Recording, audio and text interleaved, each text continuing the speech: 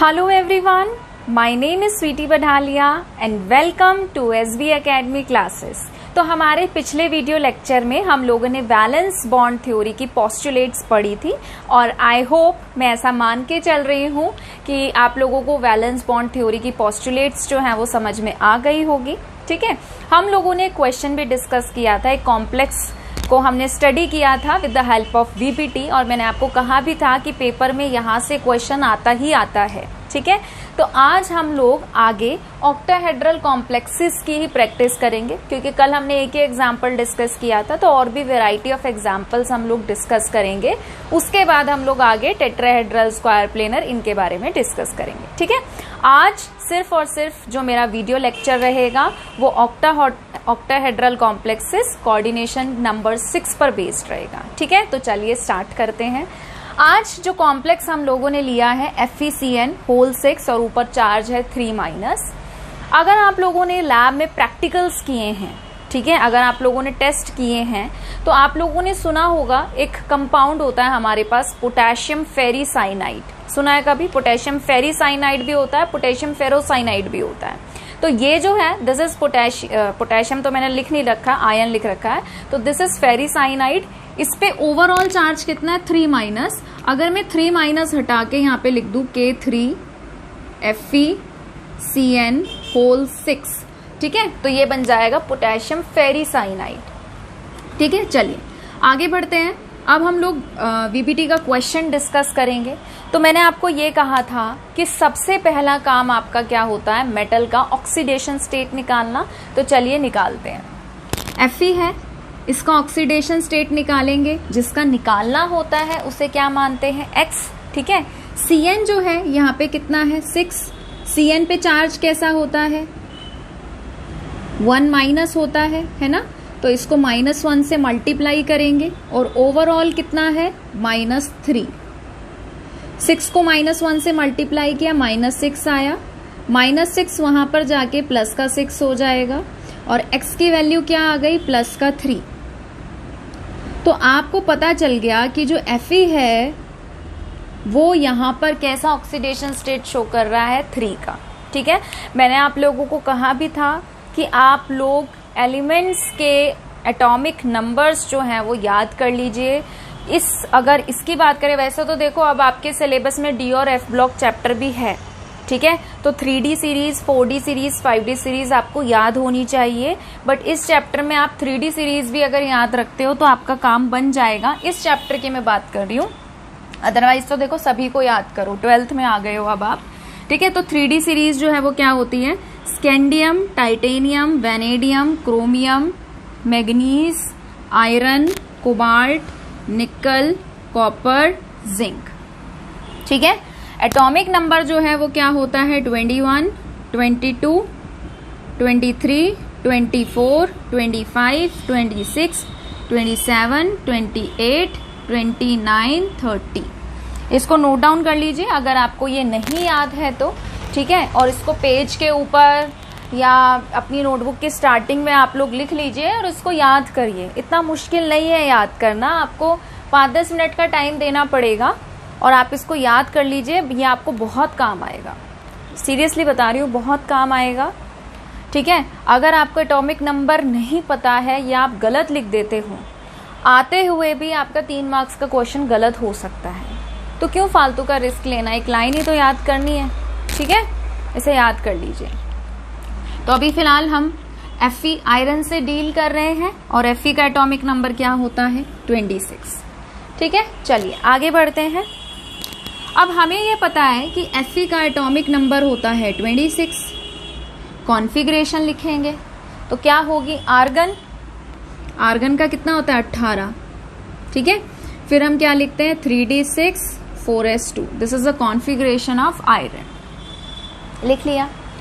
अब ये तो ग्राउंड स्टेट में है, मतलब नॉर्मल एटम जो है, एटम की फॉर्म में इसकी कॉन्फ़िगरेशन है और इलेक्ट्रॉन का ये डिस्ट्रीब्यूशन है। बट Fe इस कॉम्प्लेक्स के अंदर एटम की फॉर्म में नहीं एग्जिस्ट कर रहा है, आयन की फॉर्म में एग्जिस्ट कर रहा है। +3 का ऑक्सीडेशन स्टेट लेकर बैठा है। तो +3 का ऑक्सीडेशन स्टेट अगर लेके बैठा है, इट मीन्स उसने 3 इलेक्ट्रॉन लूज कर रखे हैं। ठीक है, 3 इलेक्ट्रॉन क्या है? उसमें कम है। तो यानी कि हम क्या लिख सकते हैं, Fe3+ जो है उसका इलेक्ट्रॉनिक कॉन्फ़िगरेशन क्या बनेगा, 2 इलेक्ट्रॉन यहां से निकलेंगे, एक यहां से, तो क्या हो जाएगा 3d5 4s0। क्लियर है? ठीक है, तो चलिए अब इसके ऑर्बिटल्स बनाते हैं और उसमें इलेक्ट्रॉन्स भरते हैं। सबसे पहले लिखेंगे Fe एटम का ग्राउंड स्टेट में। आप ग्राउंड स्टेट ना भी लिखो तो कोई दिक्कत वाली बात नहीं है, ठीक है, Fe एटम लिख दिया है। 3d का बनाते हैं। d सब शेल में कितने ऑर्बिटल्स होते हैं, 5 बना देते हैं। फिर है 4s, फिर है 4p। p में p सब शेल में 3 ऑर्बिटल्स होते हैं, तो मैंने लिख दिया this is 3d, this is 4s and this is 4p। Clear है? ठीक है, अभी एटम का बना रहे हैं। 3d में कितने इलेक्ट्रॉन है, 6। मैंने आपको क्या कहा था, इलेक्ट्रॉन ऐसे भरते हैं कि पहले सबको एक एक देना है।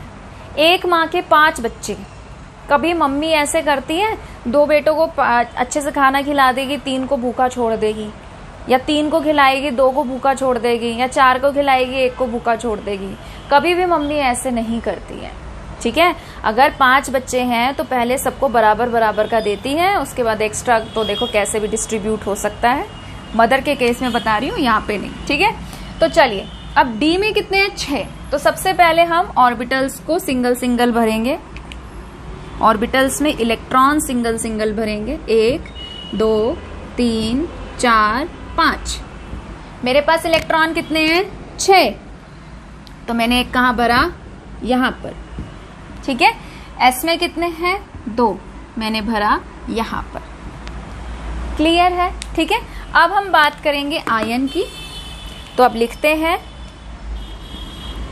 Fe3+ आयन, और ये कौन सा है, this is the excited state. Excited state की बोलते हैं इसको हम। इसमें भी बना लेते हैं ऑर्बिटल्स।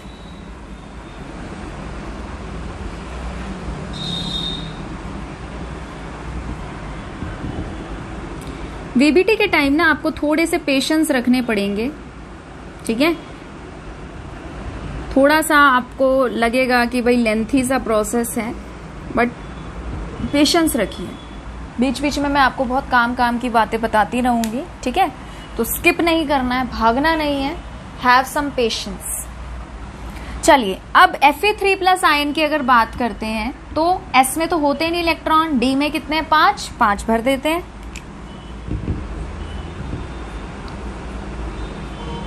भर दिए, ठीक है। अब हाइब्रिडाइजेशन होगी, ठीक है। हाइब्रिडाइजेशन भी चलो अभी फिलहाल के लिए होल्ड पे रखते हैं। लीगेंड कितने हैं, 6। हर लीगेंड को एक ऑर्बिटल चाहिए, it means we need 6 orbitals. कितने ऑर्बिटल्स आपको दिखाई दे रहे हैं यहाँ खाली, 1 2 3 4, ठीक है। लीगेंड है 6, ऑर्बिटल्स है 4। आज आप लोग सीखोगे एक नई बात, ठीक है, बट इस बात को आप अच्छे से गांठ बांध लीजिए कि आपको लिखते टाइम थ्योरेटिकली कभी भी ये रीजन नहीं देना है, ठीक है। क्यों नहीं देना है, क्योंकि ये वीबीटी का पॉइंट नहीं है। वीबीटी के बाद एक नई थ्योरी आती है CFT, जिसे हम बोलते हैं crystal field theory. Crystal field theory ने हमें और भी आगे की एडवांस बातें बताई थी। वीबीटी की कुछ लिमिटेशंस थी। वीबीटी जो है वैलेंस बॉन्ड थ्योरी, ये फेल हो गई थी। और ये क्यों फेल हुई, क्योंकि इसकी कमियां थी। अब वो कमियां जो है वो हम डिस्कस करेंगे। मैं आपको पहले ही बता रही हूँ वर्बली, क्योंकि अगर मैं नहीं बताऊंगी तो फिर आपको चीजें समझ में नहीं आएंगी, आपको लगेगा हमें रट्टा मारना है, बट रट्टा नहीं मारेंगे हम, ठीक है। तो देखिए, वीबीटी थ्योरी जब कॉम्प्लेक्सेस का इस तरीके से फॉर्मेशन डिस्कस करती थी, ठीक है, तो कई बार क्या होता था, वैलेंस बॉन्ड थ्योरी इलेक्ट्रॉन की पेयरिंग करा देती थी, और कई बार क्या होता था कि वीबीटी इलेक्ट्रॉन की पेयरिंग नहीं कराती थी। जब पूछा गया कि भाई आप इस चीज का रीजन दीजिए या एक्सप्लेनेशन दीजिए, ठीक है, कि भाई ऐसा क्यों हो रहा है, तो उनके पास कोई स्पेसिफिक रीजन नहीं था। वो सिर्फ इस तरीके से था कि भाई ये कॉम्प्लेक्स इस तरीके से बना होगा, शायद इस कॉम्प्लेक्स में ऐसा हुआ होगा तो ये इस तरीके से बना होगा। तो ये वीबीटी की कमियों में गिना जाने लगा कि वीबीटी एक्सप्लेन नहीं कर पा रहा कि कब इलेक्ट्रॉन की पेयरिंग होगी, कब इलेक्ट्रॉन की पेयरिंग नहीं होगी। ठीक है, तो इसके बाद आई क्रिस्टल फील्ड थ्योरी, जिसने काफी डोमिनेट किया वीबीटी को। और क्रिस्टल फील्ड थ्योरी ने, ध्यान से सुनिए, क्रिस्टल फील्ड थ्योरी ने ये बात बताई थी कि जब स्ट्रॉन्ग लिगेंड्स आते हैं, जब स्ट्रॉन्ग लिगेंड्स आते हैं तो इलेक्ट्रॉन में पेयरिंग होती है, जब वीक लिगेंड्स आते हैं तो इलेक्ट्रॉन्स में पेयरिंग नहीं होती है। स्ट्रॉन्ग लिगेंड कैसे होता है, वीक लिगेंड कैसे होता है, ये हम सीएफटी में पढ़ेंगे। क्रिस्टल फील्ड थ्योरी के लिए भी कुछ छोड़ देती हूँ मैं, अभी यहाँ पे वीबीटी की बात हो रही है। ठीक है, तो क्रिस्टल फील्ड थ्योरी नहीं समझेंगे हम, उसको उसके टाइम पे समझेंगे, इसके बाद ही आएगी वो, जब वीबीटी खत्म हो जाएगी। तो जो सीएफटी थी उसने बताया कि जो स्ट्रॉन्ग फील्ड लिगेंड्स होते हैं वो पेयरिंग कराएंगे। ठीक है, और जो वीक फील्ड लिगेंड्स हैं, जो वीक लिगेंड्स हैं, उनमें पेयरिंग नहीं होगी। ठीक है, तो ये बात सीएफटी की है, और ये बात मैंने आपको इसलिए बताई है ताकि आपको समझ में आए कि कब पेयरिंग होगी, कब नहीं होगी। अगर मैं आपको ये वाली बात आगे जाके सीएफटी में बताती और फिर कहती कि अच्छा देखो याद करो वीबीटी में हमने तब पेयरिंग की थी, तब पेयरिंग नहीं की थी, तो वो थोड़ा ना लिंकअप नहीं हो पाता है। ठीक है, तो फिलहाल के लिए आप नोट करके लिख लीजिए, और नोट में ये भी लिख लो कि कभी पेपर में आ जाए तो ये रीजन नहीं लिखना है, कहीं ये लिख के आ जाओ और कांटा लगवाओ। ठीक है, ऐसे नहीं करना है। तो चलिए, स्ट्रॉन्ग लिगेंड जो है ये क्या कराता है, पेयरिंग। स्ट्रॉन्ग लिगेंड क्या कराता है, इलेक्ट्रॉन्स की पेयरिंग। और जो वीक लिगेंड है वो पेयरिंग नहीं कराता, नो पेयरिंग। तो इस बात को आप ध्यान रखिए और प्लीज लिख लीजिए अकॉर्डिंग टू सीएफटी। ठीक है, रीजन आपको अभी पता होना चाहिए, नहीं तो फिर आपको समझ में ही नहीं आएगा, आपको कि क्या हो रहा है, ये समझ ही नहीं आ रहा है, कभी पेयरिंग हो रही है, कभी नहीं हो रही है। तो बात आपको पता होनी चाहिए, बट ये रीजन आपको थ्योरेटिकली नहीं लिख के आना है वीबीटी के क्वेश्चन में, क्योंकि सीएफटी वीबीटी के बाद आई थी ना। तो सीएफटी का रीजन वीबीटी में कैसे लिख दोगे, वीबीटी जब तक चल रही थी, सीएफटी तो इन्वेंट ही नहीं हुई, सीएफटी तो बाद में आई। ठीक है, तो सीएफटी का रीजन नहीं लिख देना है यहाँ पर दिमाग में रखो कि अच्छा, ताकि आपको पता रहे कि इसको सॉल्व कैसे करना है। थ्योरेटिकली नहीं लिख के आना है वीबीटी में सीएफटी का पॉइंट। क्लियर है? अगर इतना बोलने के बाद भी तुम लिख कर आते हो तो ये तुम्हारा फॉल्ट है। ठीक है, इसमें मैं कुछ नहीं कर सकती। चलिए, तो अब एक सवाल और आपके दिमाग में आ रहा होगा कि मैम कैसे पहचाने कि स्ट्रॉन्ग लिगेंड होगा कि वीक लिगेंड होगा। इसके लिए सीएफटी ने ही आगे जाके एक सीरीज दी थी लिगेंड की, कि कौन स्ट्रॉन्ग लिगेंड है, कौन मॉडरेट लिगेंड है, कौन वीक लिगेंड है, वो हम सीएफटी में पढ़ेंगे। यहाँ पे हम गिनती के मतलब 5-6 तो लिगेंड्स पढ़ेंगे, तो मैं आपको कराते कराते समझाती जाऊंगी कि भाई ये स्ट्रॉन्ग होता है, ये वीक होता है, स्ट्रॉन्ग होता है, ये वीक होता है। तो आप थोड़ा सा ध्यान रखना। ठीक है, और उन्हीं में से क्वेश्चन आएंगे, उससे बाहर का कुछ नहीं आएगा, गारंटी। ठीक है, तो परेशान मत हो। तो चलिए, सबसे पहले ना आप कहीं पे लिख लो कार्बोनिल, ठीक है, एनओ, नाइट्रोसिल, ठीक है, साइनाइड, ये सारे होते हैं स्ट्रॉन्ग लिगेंड। जितने भी हैलोजेंस हैं, फ्लोरीन, क्लोरीन, ब्रोमीन, आयोडीन, ये सारे वीक लिगेंड हैं। मतलब ये पेयरिंग कराएंगे, ये नहीं कराएंगे। और भी जो आएंगे वो मैं आपको बताती जाऊंगी, जैसे जैसे एग्जाम्पल होते जाएंगे मैं बताती जाऊंगी। इनसे बाहर का आपको नहीं मिलेगा। ठीक है, तो परेशान मत होना। ओके, तो चलिए अब अपने टॉपिक पे आते हैं वापस, कॉम्प्लेक्स वाले पे। अब ध्यान से देखो कि हमारा लिगेंड क्या है। हमारा लिगेंड है साइनाइड, Cn-। और Cn- क्या होता है, स्ट्रॉन्ग लिगेंड। स्ट्रॉन्ग लिगेंड क्या कराता है, पेयरिंग। तो साइनाइड क्या करेगा, हाइब्रिडाइजेशन से पहले, आपको याद है वीबीटी में हमने कल रूल पढ़ा था कि समटाइम्स वाला, कि कई बार क्या होता है हाइब्रिडाइजेशन से पहले, प्रायर टू हाइब्रिडाइजेशन, ये क्या करता है, अपने ऑर्बिटल्स को खाली करता है पेयरिंग करके। वो समटाइम्स तभी समटाइम्स होता है जब स्ट्रॉन्ग लिगेंड आता है। समझ में आया? वीक लिगेंड में नहीं कराएगा पेयरिंग, स्ट्रॉन्ग लिगेंड आएगा तो पेयरिंग करा देगा। ठीक है, क्लियर है? चलो, तो साइनाइड क्या है, स्ट्रॉन्ग लिगेंड, ये पेयरिंग करा सकता है। ठीक है, तो ये हाइब्रिडाइजेशन से पहले पेयरिंग कराएगा और पेयरिंग कराने के बाद, मतलब जैसे पेयरिंग कराया इसने तो ये ऑर्बिटल्स खाली कर देगा। फिर उसके बाद अब ऑर्बिटल्स की एनर्जी तो अलग अलग है, तो हाइब्रिडाइजेशन होगी, सेम एनर्जी सेम शेप के हाइब्रिड ऑर्बिटल्स बनेंगे और फिर जाके कॉम्प्लेक्स जो है बनेगा, मतलब लिगेंड आएगा, मेटल को इलेक्ट्रॉन डोनेट करेगा और कोऑर्डिनेट बॉन्ड बना के कॉम्प्लेक्स बनाएगा। क्लियर है? ठीक है, एक बार और भी मैं समझा दूंगी। तो चलिए आगे बढ़ते हैं। अब ये हो गया। अब साइनाइड क्या है? स्ट्रॉन्ग लिगेंड, ये कराएगा पेयरिंग। तो अब पेयरिंग में देखो क्या होगा, मैं आगे ही कर देती हूँ। हाइब्रिडाइजेशन वाला और पेयरिंग वाला एक में ही दिखा देते हैं, ठीक है। चलो पहले ऑर्बिटल्स बना लेते हैं।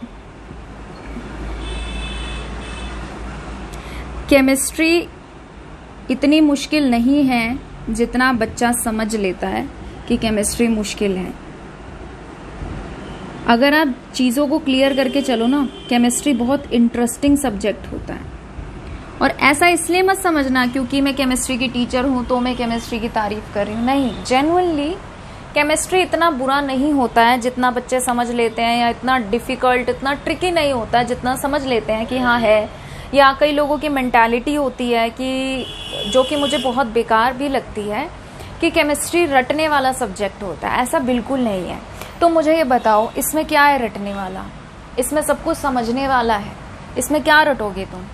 और रही बात कि भाई हाँ ठीक है, कॉन्फ़िगरेशन हम देखते हैं, ये सीक्वेंस देखते हैं, ये करते हैं, वो तो तुम देखो मैथ्स भी अगर लेके चल रहे हो, ठीक है, हम बड़ी बड़ी चीज़ों पे पहुंच जाते हैं, हम डिफ्रेंसिएशन करते हैं, हम इंटीग्रेशन करते हैं, हम और भी पता नहीं क्या क्या कर रहे हैं।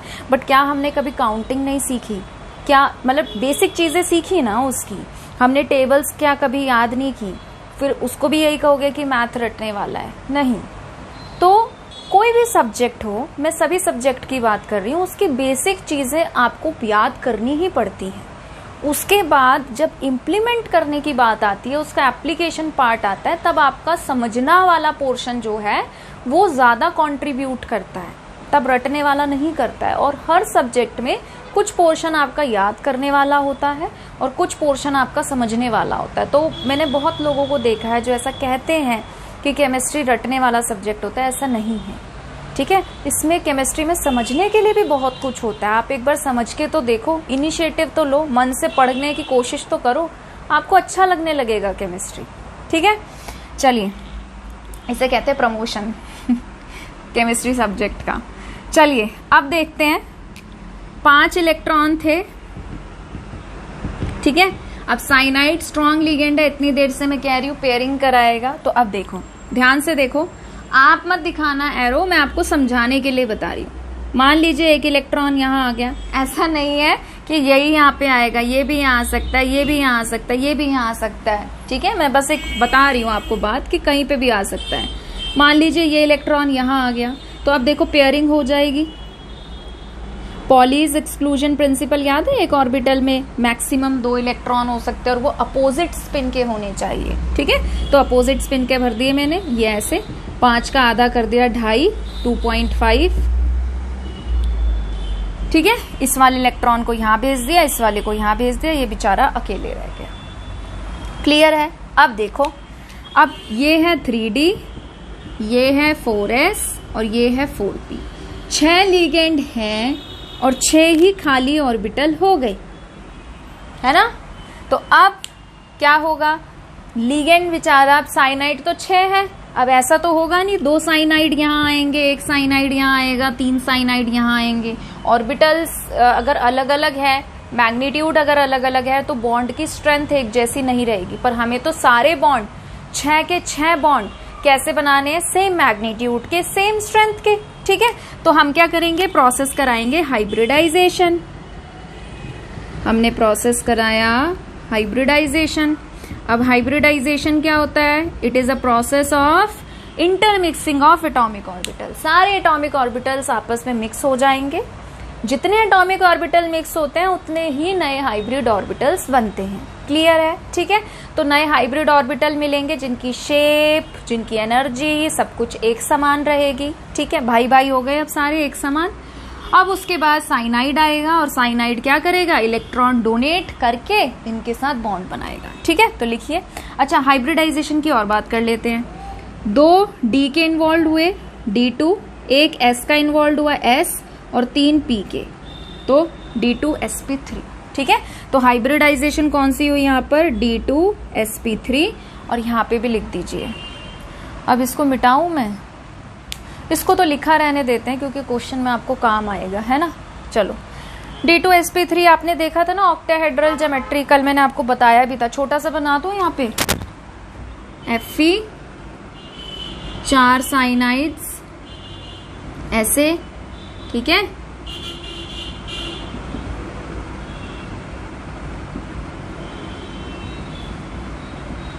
एक साइनाइड ऊपर और एक साइनाइड नीचे।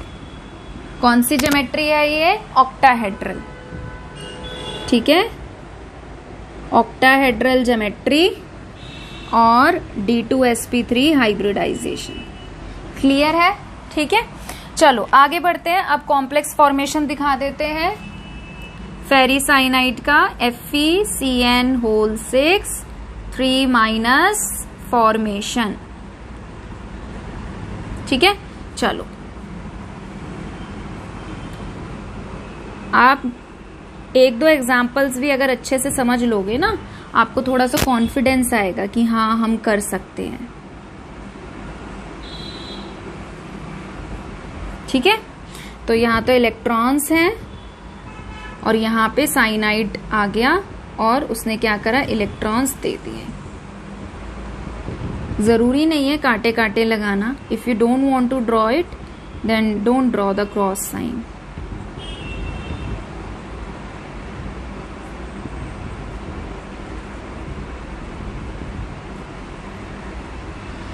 ओके, तो ये आपका कॉम्प्लेक्स फॉर्म हो गया। मैग्नेटिक बिहेवियर अगर पूछूं तो बताओ, मैंने आपको कल बताया था जाते जाते, क्या बताया था, अगर अनपेयर्ड इलेक्ट्रॉन है, सिंगल इलेक्ट्रॉन है, it means it is paramagnetic in nature. अगर सारे पेयर्ड है, it means it is diamagnetic in nature. तो अभी मेरे को बताओ, यहाँ पे एक सिंगल आ गया, इट मीन्स क्या होगा, ये पैरा की डाया, बोलो बोलो, ये होगा पैरामैग्नेटिक इन नेचर। क्लियर है, ठीक है। एक बार और देख लो, ठीक है, जल्दी जल्दी रिवीजन। कॉम्प्लेक्स लिया, कॉम्प्लेक्स में Fe था, Fe का ऑक्सीडेशन स्टेट निकाला, +3 आया, ठीक है। फिर Fe का इलेक्ट्रॉनिक कॉन्फ़िगरेशन लिखा, एटॉमिक नंबर पता होना चाहिए, याद कर लो, ठीक है। फिर ऑक्सीडेशन स्टेट निकाला, 3+ आया, 3+ के हिसाब से कॉन्फ़िगरेशन लिखी।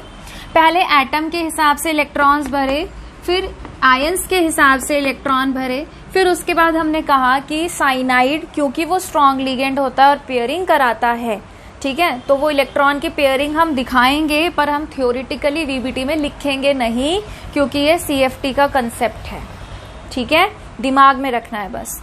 तो पेयरिंग करा दी, फिर 6 एटॉमिक ऑर्बिटल्स खाली हो गए। खाली होने के बाद अब क्या था, साइनाइड तो 6 ही थे, सेम थे, बट जो Fe है उसके अलग अलग ऑर्बिटल्स पड़ रहे हैं, तो हमें सारे के सारे बॉन्ड्स की स्ट्रेंथ सेम रखनी है, इसलिए हम प्रोसेस कराते हैं intermixing of atomic orbitals which is known as hybridization, जिसमें हमें सेम शेप और सेम एनर्जी के ऑर्बिटल्स मिलते हैं, हाइब्रिड ऑर्बिटल्स। तो यहाँ पे 2 D के, 1 S का और 3 P के एटॉमिक ऑर्बिटल्स इन्वॉल्व हुए, इसीलिए इसको कहा जाता है D2sp3 हाइब्रिडाइजेशन।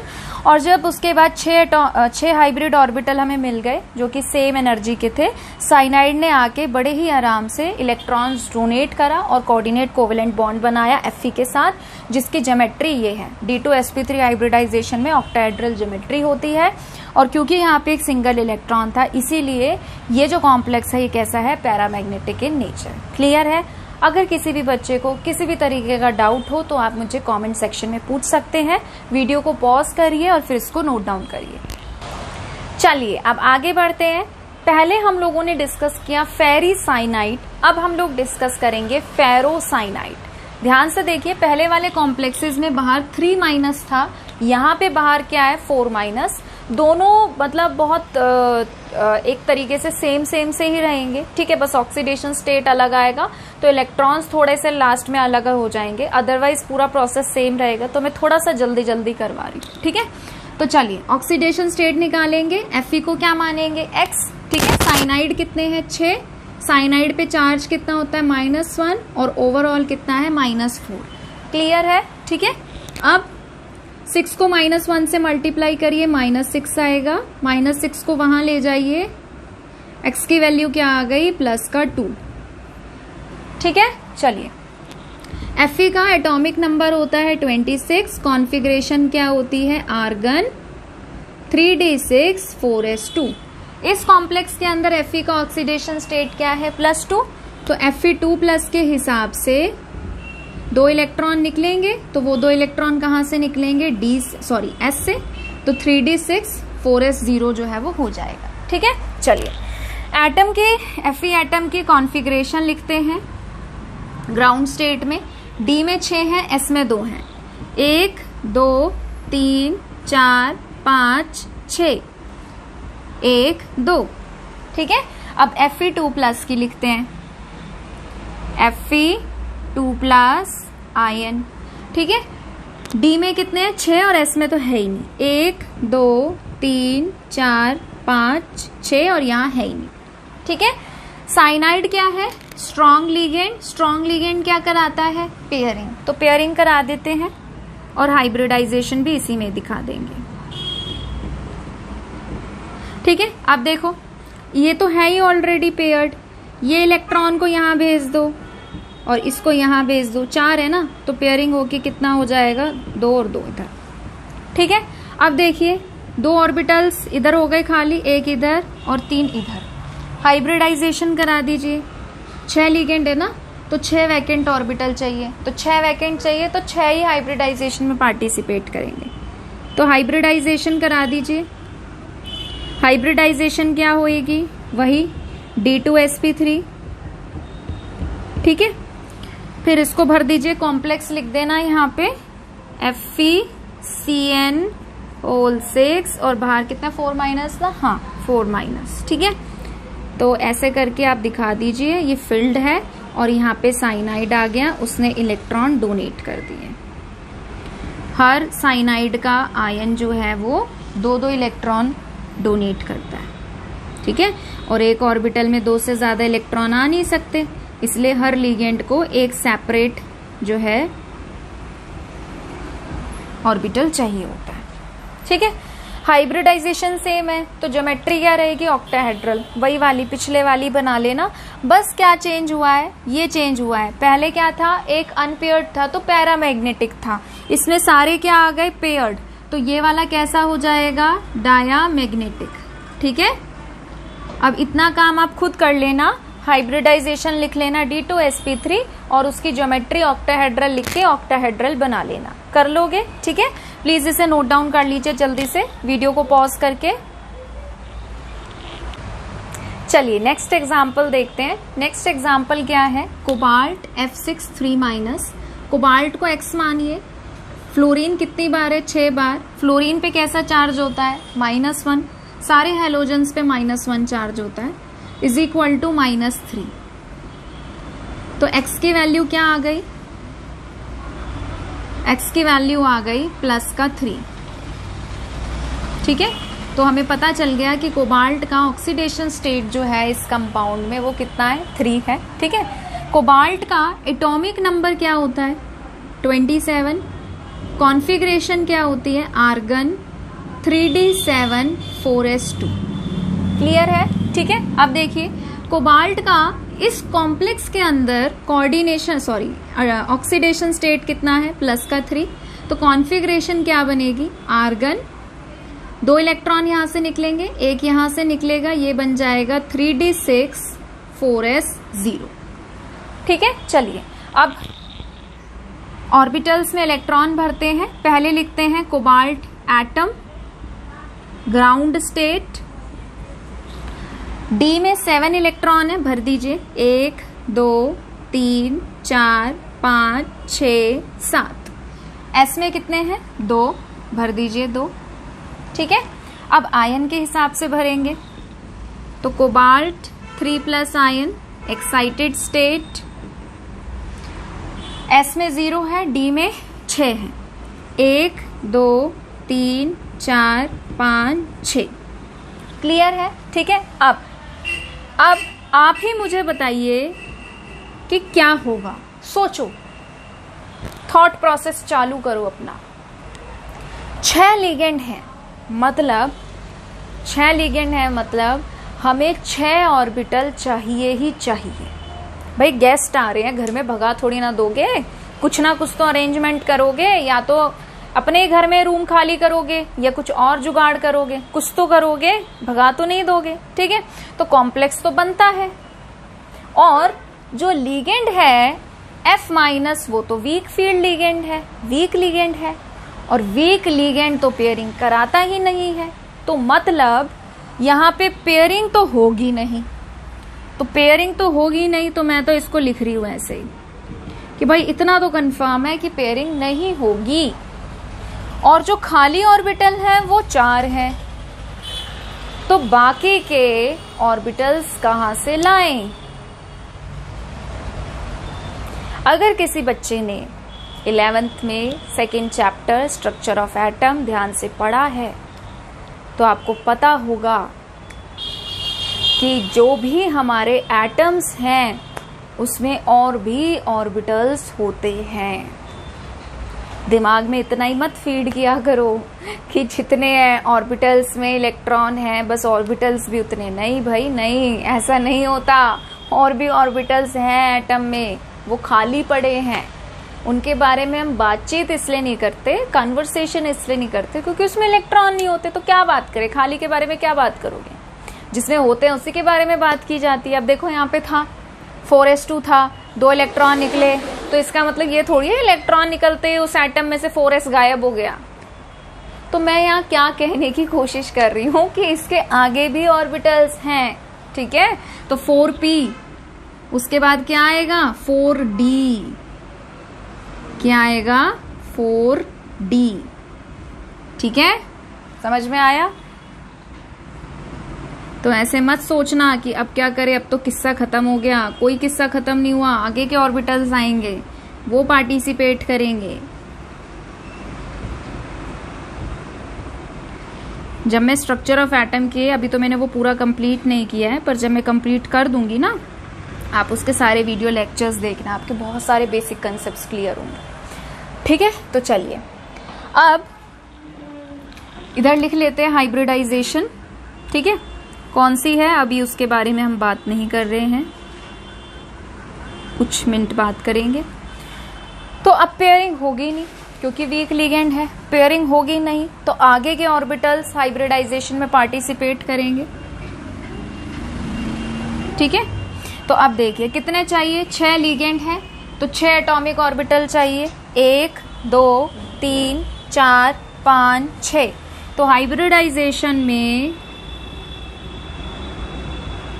ये पार्टिसिपेट करेंगे एटॉमिक ऑर्बिटल्स। ठीक है, हाइब्रिडाइजेशन प्रोसेस होगा, आगे वाले जो ऑर्बिटल्स हैं वो पार्टिसिपेशन दिखाएंगे, उनको करना पड़ेगा।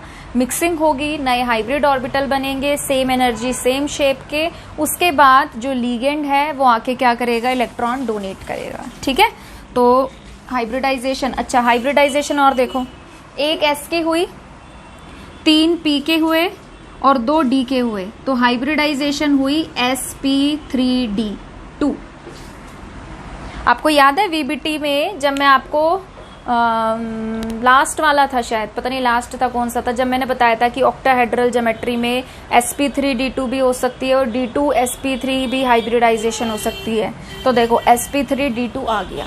इससे पिछले एग्जाम्पल्स जो हमने किए थे वहां पे क्या था, d2sp3, और यहाँ पे क्या है sp3d2। इस पे भी मैं अभी आऊंगी, पहले इस कॉम्प्लेक्स को खत्म कर ले हम। ठीक है, ज्योमेट्री वही रहेगी, ऑक्टाहेड्रल बना लेना। ठीक है, नहीं तो मैं इधर उधर बना दूंगी अभी फिलहाल।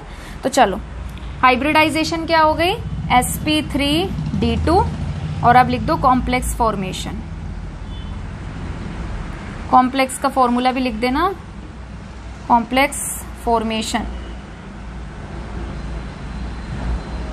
ठीक है, तो चलो कॉम्प्लेक्स बनाते हैं। क्या है लिगेंड, फ्लोरीन। F- आएगा, इधर इलेक्ट्रॉन देगा, F- ने यहाँ भी इलेक्ट्रॉन दिए, यहाँ भी दिए, यहाँ भी दिए,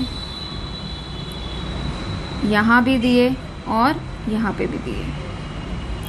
ठीक है, क्लियर है, समझ आ ही गया होगा। पहले ऑक्सीडेशन स्टेट निकाला, एटम के हिसाब से कॉन्फ़िगरेशन लिखी, फिर ऑक्सीडेशन स्टेट के हिसाब से आयन की कॉन्फ़िगरेशन लिखी, इलेक्ट्रॉन भरे। फिर हमने कहा क्योंकि ये वीक लिगेंड था, वीक लिगेंड पेयरिंग नहीं कराता, तो इसने पेयरिंग नहीं कराई, तो हाइब्रिडाइजेशन में आगे के ऑर्बिटल्स ने पार्टिसिपेशन दिखाया। तो हाइब्रिडाइजेशन बनी 1 s का, 3 p के, 2 d के, तो sp3d2। ठीक है, और फिर उसके बाद हाइब्रिडाइजेशन होने के बाद लिगेंड ने इलेक्ट्रॉन डोनेट किया और कोऑर्डिनेट कोवेलेंट बॉन्ड बनाया। क्लियर है? ठीक है, इसको नोट डाउन कर लो, कर लीजिए इसको नोट डाउन, वीडियो को पॉज करके। ठीक है, अब सुनो ध्यान से। ज्योमेट्री बना लोगे ना ऑक्टाहेड्रल? बना लेना, नहीं बना पाओगे तो चलो मैं बना देती हूँ, बट खुद से बनाना सीखो, है ना, तभी आएगा। सेंटर में दिखा देना कोबाल्ट, भूल गए, पर चलो तुमने तो नोटबुक में लिख रखा है। मुझे बताओ पैरामैग्नेटिक होगा कि डायमैग्नेटिक होगा? पीछे के अनपेयर्ड थे ना, 3D में अनपेयर्ड थे, तो कैसा होगा? पैरामैग्नेटिक। ठीक है, और जो इसकी ज्योमेट्री होगी वो क्या होगी? कोबाल्ट को सेंटर में रख देना, 4 फ्लोरीन को ऐसे रख देना, 1 फ्लोरीन अबव द प्लेन और 1 fluorine below the plane. Clear है? ठीक है, geometry octahedral, hybridization sp3d2 and paramagnetic behaviour. ठीक है, चलिए अब एक छोटा सा टॉपिक और देख लेते हैं। हेडिंग डालिए, inner and outer orbital complexes. ठीक है, मैं देखो घुमा फिरा के नई बात करूंगी, सिंपल एंड शॉर्ट में आपको मैं बिल्कुल टू द पॉइंट बात बता रही हूं। इनर ऑर्बिटल कॉम्प्लेक्स जब होता है तब हाइब्रिडाइजेशन होती है d2sp3। आउटर ऑर्बिटल कॉम्प्लेक्स उसको कहते हैं जिसमें हाइब्रिडाइजेशन होती है sp3d2। डायरेक्ट बता दिया। ठीक है, अब ध्यान से सुनो, हमने ये बनाया था बेटा, 3D था, 4s था, ठीक है, 4p था, फिर आया था 4D। ठीक है, 4D। जब d2sp3 हाइब्रिडाइजेशन होती है तो उसको कहा जाता है इनर। आप देखो ना, 4s और 4p है, क्वांटम नंबर क्या है? 4 ठीक है, और जो d है वो n-1 है। जो d का क्वांटम नंबर है वो 3 है ना, इनसे एक कम है, n-1 है। तो जब भी d2sp3 हाइब्रिडाइजेशन होती है उसे कहा जाता है इनर ऑर्बिटल कॉम्प्लेक्स, कि उस कॉम्प्लेक्स में इनर ऑर्बिटल d का वो इन्वॉल्व हुआ है। ठीक है, अगर हमारे पास ऐसे है, ये 3D है, ये 4s है, ये 4p है और ये 4D है। ठीक है, अगर s का, p का और आगे का d का, ठीक है, ऐसे sp3d2, ये अगर ऑर्बिटल्स हाइब्रिडाइजेशन में इन्वॉल्व होते हैं, अगर sp3d2 हाइब्रिडाइजेशन होती है तो हम कहते हैं कि जो कॉम्प्लेक्स हमारा बनेगा वो आउटर ऑर्बिटल कॉम्प्लेक्स होगा। नाम से पता चल रहा है, आउटर मतलब बाहर वाला। ठीक है, क्वांटम नंबर देखो 4 4 4 सेम हो गया। ठीक है, तो बाहर वाला जब d ऑर्बिटल इन्वॉल्व होता है तो हम उस कॉम्प्लेक्स को कहते हैं कि वो आउटर ऑर्बिटल कॉम्प्लेक्स उसने बनाया।